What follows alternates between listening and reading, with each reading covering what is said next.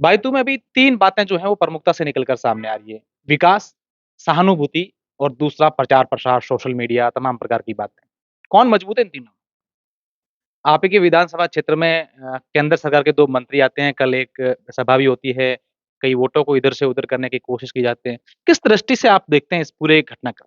एक बयान हनुमान बेनीवाल ने ये भी दिया था कि हरीश चौधरी ने मेरे से मदद माँगी थी कि आप चुनाव नहीं। अच्छा एक आम मतदाता के रूप में अगर हरीश चौधरी सोचें अगर बात करें तो हरीश चौधरी की टक्कर में किसको मानते हैं? हरीश चौधरी क्या सोचते हैं? ईडी किसको प्रभावित करेगी? कांग्रेस या बीजेपी?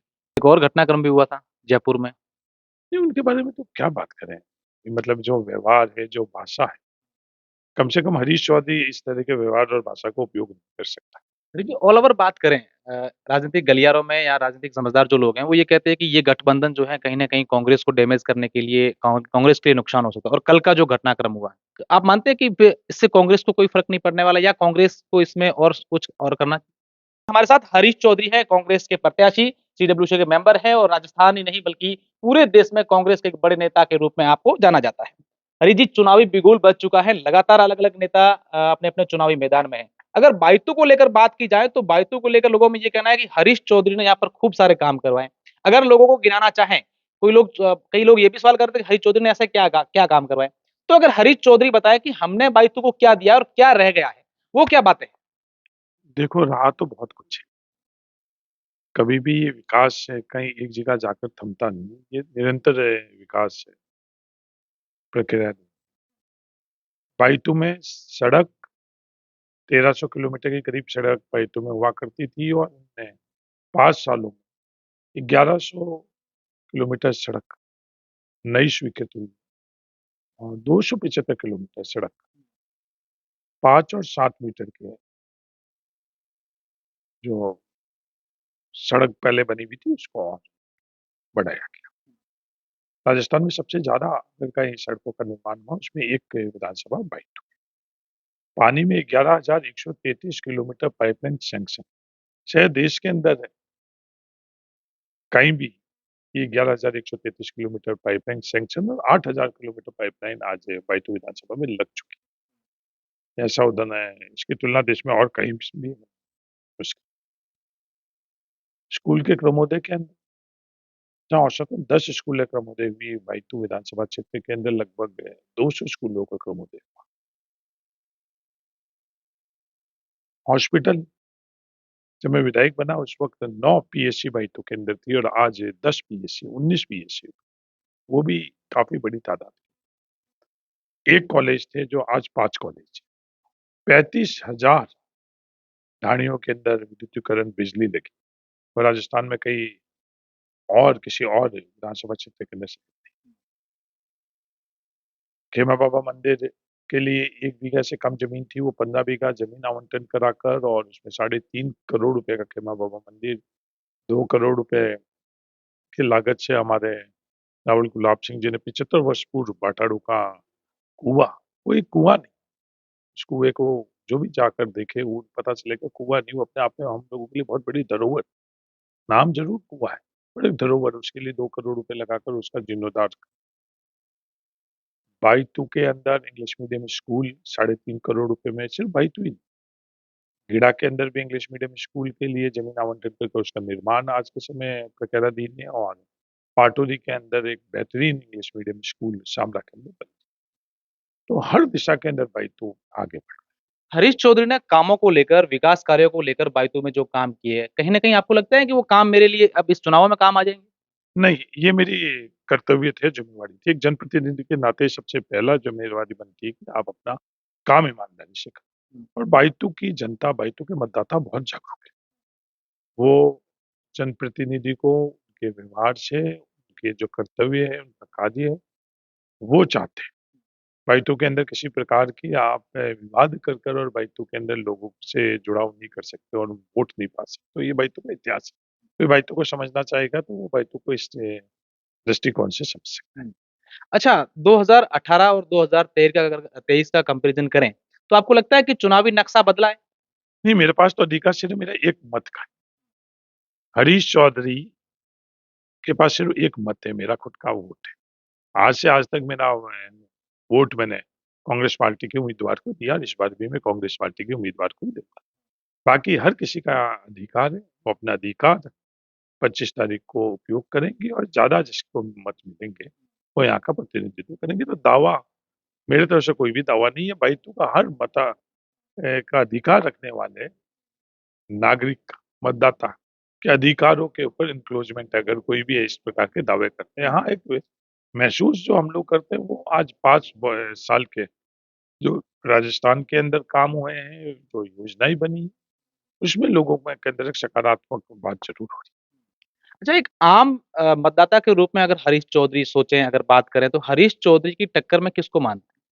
है। नहीं, ये तो मेरा अधिकार नहीं है। मेरा अधिकार तो एक मत जो मेरा है वो देने का है। किसको टक्कर में लेकर आएंगे ये तो भाई तो जनता का अधिकार है। मैं सिर्फ कहने के लिए कुछ चीज कह दूं तो ये शायद सही नहीं। और मैं कभी कहने के लिए कुछ चीज कहता ही नहीं हूं। कुछ चीज का आधार जब भी मैं बात करता हरीश चौधरी सुबह 8 बजे निकलते हैं, रात को 11-12 बजे घर आते हैं, लगातार लोगों से मिल रहे हैं। क्या लग रहा है? क्या लोगों का रिस्पॉन्स मिल रहा है? हूं। नहीं, एक अपनापन है। बाइतों के लोगों के बीच में जब जाता हूँ एक सकारात्मक उन लोगों से संवाद होता है। एक अपनापन उन लोगों के बीच में महसूस करता हूँ। उनके चेहरे, नजरें और उनका व्यवहार के अंदर अपनापन मुझे नहीं महसूस हुआ है। और जो पिछले दफे था 5 साल पहले, उससे वो बढ़ा ही 36 कौम में बढ़ा शिकायतें मिलती हैं कभी? है। शिकायतें बहुत कम थी। काम के संदर्भ के अंदर चर्चा जरूर थी, पर शिकायतें कोई व्यक्तिगत तौर के ऊपर जरूर अगर आपस में चर्चा करते हैं तो कुछ ना कुछ उनकी बातें जरूर रहती है। और पूरे बाई तो विधानसभा को लेकर और कभी भी ऐसी मुझे शिकायत कहीं से भी नहीं मिली, क्योंकि मैंने किसी को भी नजरअंदाज नहीं किया। अगर मैंने जमीन आवंटन की प्रक्रिया शुरू करी तो मैंने हर समाज जिसने आवेदन किया उसके लिए करी। इससे पहले एक जमीन आवंटन हुई थी खेड़ा के अंदर, आपस में लोगों के बीच में विवाद पैदा करना, मुकदमे होने, जेल जाने की पृष्ठभूमि रही। मैंने हर समाज को जिसने भी अप्लाई करी हर समाज के लिए जमीन के आवंटन के लिए मेरे तरफ से प्रयास किया। उन प्रयासों में मैं सफल भी हुआ। हरीश चौधरी अपने क्षेत्र में जब जाते हैं तब ऐसी बातें सामने आ रही कि तमाम लोगों को अपने काम कहते हैं कि भी हमने ये आपके लिए करा है, ये वो करा है, और उसके कारण जो 2018 में लोग कहीं न कहीं आपसे दूर थे, उनको अपनी ओर खिलाने की कोशिश की जा रही है। कितनी सच्चाई इसमें और कितने लोगों को कन्वर्ट कर पा रहे हैं? नहीं, मैं विकास की बात जरूर कहता हूँ। मैं एक अच्छा वातावरण रही और मैं मेरे परिवार के अंदर भाइयों के लोगों के बीच में जो सिर्फ तीन अक्षर नहीं कि शिक्षा, संस्कार और जागृति। तो ये इस संदर्भ में अभी भी मैं उन लोगों के बीच में यही बात करता हूँ। अच्छी शिक्षा, अच्छे संस्कार और जागृति से ही हम आने वाले समय में सिर्फ बाइटू ही नहीं, देश के अंदर भी देश को आगे बढ़ाने के लिए हमारा योगदान अग्रणीय रहेगा। बायतू में अभी 3 बातें जो हैं वो प्रमुखता से निकल कर सामने आ रही है। विकास, सहानुभूति और दूसरा प्रचार-प्रसार, सोशल मीडिया, तमाम प्रकार की बातें। कौन मजबूत है इन तीनों में? नहीं, बाइटू के लोग जागरूक हैं। मैंने पहले भी बात की है और वापस दोहरा रहा हूँ, बाइटू के मतदाता बहुत जागरूक है। आंकड़े उठाकर देख लो आप। इनका आप किसी भी प्रकार का आकलन करके देख लो, बाइटू के लोग बहुत जागरूक हैं। पिछली दफे भी बाइटू के लोगों ने बड़े मजबूती से फैसले किए। इस बार भी बाइटू के लिए लोग काफी मजबूती से फैसला करें। चलो सर, बायतू की बातें हो गई। सरकार बन रही है राजस्थान में कांग्रेस? हाँ, सरकार लोगों का जो जनमानस है, मैं दावा तो नहीं कर सकता, पर लोगों का जनमानस है, जिस तरह के विकास के काम हुए, जो योजनाएं बनी, चाहे पेंशन के समय संदर्भ में बनी 50 लाख लाख का भी, चिरंजीवी के संदर्भ में बनी 10 लाख के संदर्भ में बनी 500 की सिलेंडर के संदर्भ में योजना बनी। वो योजना लोगों को बीच के अंदर है काफी पॉपुलर। गारंटी कितनी काम आने वाली है कांग्रेस? ये गारंटी नहीं, हम लोगों ने तो काम किया है। 10 काम हम लोग कर चुके हैं 5 सालों के अंदर। तो हम लोगों की विश्वसनीयता है, कांग्रेस की विश्वसनीयता है। आने वाले समय में जो 7 गारंटी हम लोग दे रहे हैं वो तो हम कर चुके हैं, इसलिए हम लोगों की विश्वसनीयता, वो सातों चीजें हम लोग करेंगे। राजस्थान में कांग्रेस की सरकार बनेगी तो ये सातों की सातों चीजें। हरीश चौधरी क्या सोचते हैं? ईडी किसको प्रभावित करेगी, कांग्रेस या बीजेपी? नहीं, ये ईडी ये संवैधानिक संस्था ही। हम लोगों के लिए एक चुनाव, एक सरकार बनाना कौन है जो संवैधानिक संस्थाओं के माध्यम से अगर आप लोग राजनीतिक अपना ताकत बढ़ाना चाहते हो, अपने प्रतिद्वंदियों को दबाना चाहते हो, तो ये देश हित में। हम लोगों के लिए देश पहले होने चाहिए और अपने खुद के व्यक्तिगत लक्ष्य बाद में रहना चाहिए। तो ये हमारे दुर्भाग्य है देश में कि इस तरह से इन संवैधानिक संस्थाओं का दुरुपयोग हो रहा है। संवैधानिक संस्थाओं का दुरुपयोग सिर्फ हम लोगों के पीढ़ी के लिए नहीं, संवैधानिक संस्थाएं का बनना और उसको मजबूत करने के लिए बहुत प्रयास किए गए। जवाहरलाल नेहरू जी जो हमारे प्रथम प्रधानमंत्री थे, उनसे लेकर और आज तक और पिछले 9 वर्षों से इन्होंने संवैधानिक संस्थाओं का जो दुरुपयोग किया, वो हम लोगों की पीढ़ी को तो इसका कीमत भुगतनी ही पड़ेगी, आने वाली कई पीढ़ियों को भुगतनी। आप ही के विधानसभा क्षेत्र में केंद्र सरकार के 2 मंत्री आते हैं, कल एक सभा भी होती है, कई वोटों को इधर से उधर करने की कोशिश की जाती है। किस दृष्टि से आप देखते हैं इस पूरे घटनाक्रम? ये मेरे विधानसभा के अंदर कोई भी आए तो उनका स्वागत है। जो कल का जो कार्यक्रम था, वो पहले भी हो चुका है। पंचायती राज चुनाव के अंदर प्रतापपुरी जी उसी जगह आए थे, उनको बीजेपी के अंदर शामिल कर लिया था। तो ये कोई नई चीज़ नहीं, पंचायती राज के अंदर उन्होंने शामिल कर कर पंचायती राज चुनाव लड़ा और अब वापस जब वो भारतीय जनता पार्टी में है, तो वो उनका कर्तव्य बनता है कि अपनी पार्टी के अंदर मदद करें। कल एक और घटनाक्रम भी हुआ था जयपुर में। नहीं, उनके बारे में तो क्या बात करें? ये मतलब जो व्यवहार है, जो भाषा है, कम से कम हरीश चौधरी इस तरह के व्यवहार और भाषा का उपयोग नहीं कर सकता।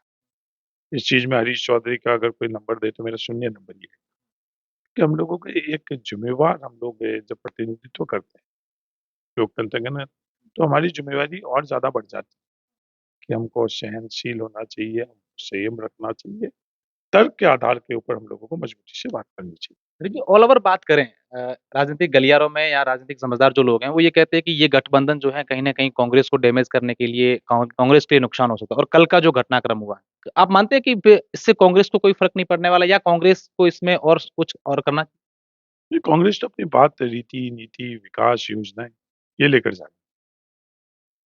ये अगर आप मेरे से स्पेसिफिक हनुमान बेनीवाल जी के लिए बात कर रहे हैं, तो हनुमान बेनीवाल जी तो शुरू से ही भारतीय जनता पार्टी से एसोसिएटेड थे। उनके पिताजी वहाँ से विधायक रहे, चुनाव लड़ा। उन्होंने खुद ने चुनाव लड़ा। नरेंद्र मोदी जी को प्रधानमंत्री बनाने के अंदर उन्होंने मत दिया। जब भी राजस्थान के अंदर पिछले 5 वर्षों के अंदर नरेंद्र मोदी जी और अमित शाह सरकार गिराने का प्रयास करते थे, तो वो हर समय सरकार गिराने वाले जगह रहते थे। पंचायती राज चुनाव के अंदर हर जगह से उन्होंने भारतीय जनता पार्टी से मदद लेकर और खुद के प्रधान बनाई या भारतीय जनता पार्टी की मदद लेकर उन्होंने प्रधान भारतीय जनता पार्टी के बने। बाड़मेर के अंदर इकलौते जिला परिषद के सदस्य थे, तो वो निष्पक्ष थोड़ी। उन्होंने कोई मत दोनों को भारतीय जनता पार्टी और कांग्रेस को ऐसे दूरियां रखी, ऐसी थोड़ी। उन्होंने मत अपना भारतीय जनता पार्टी के उम्मीदवार को दिया। इस तौर पर हनुमान बेनीवाल जी का शुरू से सफर, जब वो छात्र संघ के अध्यक्ष बने, हरीश चौधरी छात्र संघ का अध्यक्ष बना, तो मैंने किसको बुलाया? मैंने डॉक्टर मनमोहन सिंह जी को मेरे वार्षिक उत्सव के ऊपर बुलाया और हनुमान बेनीवाल जी ने किसको बुलाया? हनुमान बेनीवाल जी ने उस वक्त भारतीय जनता पार्टी के नेताओं को बुलाया। ये पूरी की पूरी सफर उनके साथ थी। अनुमान कभी कभी कई कदमों के अंदर ये कहीं ना कहीं ठगबंधन जरूर कांग्रेस के किसी नेताओं के साथ कर लेते, कि लोगों के अंदर प्रचारित उनके खिलाफ बोलना और अंदर जाकर और उनसे समझौता कर कर कुछ हासिल करने के लिए कर लेते। ना कांग्रेस के साथ इनका कभी भी सैद्धांतिक तौर के ऊपर कहीं गठजोड़ नहीं था।